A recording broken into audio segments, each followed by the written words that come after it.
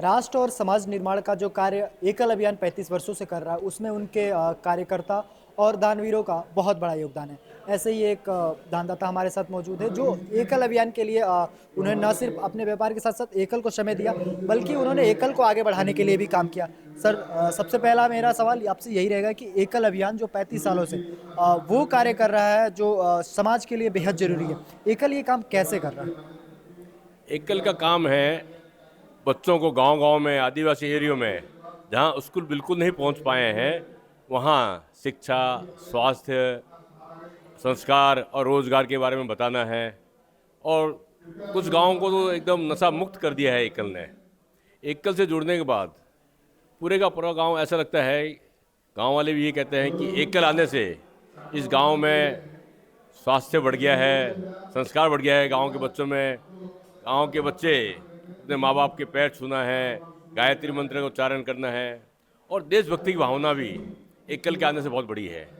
आज कश्मीर में एकल के स्कूल जहाँ जहाँ खुले हुए हैं, वहाँ पत्थरबाजी बंद हो गई है। जहाँ नक्सलाइज एरिया है, वहाँ एकल खुले हुए हैं, वहाँ दंगे फसाद काफ़ी कम हो गए हैं। और रोज़गार बढ़ने से देश का आर्थिक विकास वो भी एकल द्वारा ही हो रहा है। एक सवाल सर, आप एक इतना बड़ा अपना बिजनेस भी चलाते हैं, उसके साथ साथ आप समाज सेवा के लिए समय निकालते हैं, ये कैसे कर रहे हैं? देखो, आज समय की कमी नहीं है। आज आदमी क्या है कि हर समय बिजनेस नहीं करता है, कुछ टाइम बिजनेस भी करता है, कुछ टाइम आराम भी करता है। तो एक आज हम इस दुनिया में, इस समाज में आए हैं, तो एक हमारा फ़र्ज भी है कि हम समाज को कुछ देकर जाएं। तो एक एकल एक मेरे को ऐसी बढ़िया संस्था लगी। मैं बहुत सारी संस्थाओं से जुड़ा हुआ हूँ, लेकिन एकल ऐसी संस्था है जिससे जुड़ करके मेरे को तन मन में बड़ी खुशी होती है कि आज मैं कुछ भी दान दे रहा हूँ, कुछ भी कर रहा हूँ, समय दे रहा हूँ, तो एक सही जगह है देश के निर्माण के लिए और सनातन धर्म के विकास के लिए काम हो रहा है। और आज हम इस दुनिया में आए हैं, इस समाज ने हमें कुछ दिया है, तो हम भी कुछ देकर जाएं। हम उन दर्शकों से भी चाहेंगे कि आप उन्हें बताएं कि टाइम मैनेजमेंट जो जैसे समाज सेवा के लिए, क्योंकि आज लोगों के पास ऑफिस जाने के अलावा अपने एक मोबाइल चलाने के अलावा समय नहीं है, लेकिन समाज और राष्ट्र के उत्थान में वो कैसे योगदान दे, ये हमें दर्शकों को बताइए। तो ऐसा है कि समय सभी के पास 24 घंटे ही होता है। चाहे आदमी एक मजदूर भी है, 24 घंटे काम करता है, 24 घंटे उसके पास भी है। आज जैसे हमारे देश के प्रधानमंत्री मोदी जी हैं या योगी जी हैं, वो भी, उनके पास भी 24 घंटे ही है।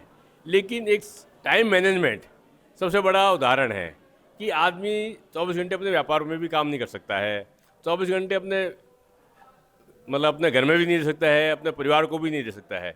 इसलिए आदमी कुछ समय व्यापार में भी देता है, कुछ अपने परिवार को भी देता है, कुछ समय होता है बचता है, हम समाज को भी देते हैं। तो समय की कमी नहीं है। जो ये कहता है कि मेरे पास समय की कमी है, मैं समय नहीं दे पाता हूँ, इसका मतलब उसका टाइम मैनेजमेंट सही नहीं है। अगर आपका टाइम मैनेजमेंट सही हो तो आप थोड़ा थोड़ा समय हर जगह दो और कोई दिक्कत नहीं आती है हमें।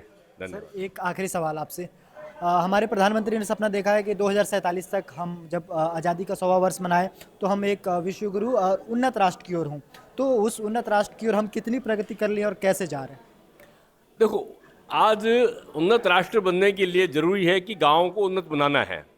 हमारा हिंदुस्तान की मेन जनसंख्या गाँव में है, मेन आर्थिक विकास भी गाँव में है। आज गाँव उन्नत होगा, समृद्ध होगा, तभी पूरा देश समृद्ध होगा। तो हमारा उद्देश्य वही है कि गाँव को उन्नत बनाता है। तो गाँव को उन्नत बनने से देश का आर्थिक विकास होएगा और मोदी जी का सपना पूरा होगा। गांव का विकास होगा तभी राष्ट्र का विकास होगा, गांव उन्नत होगा तभी राष्ट्र भी उन्नत होगा।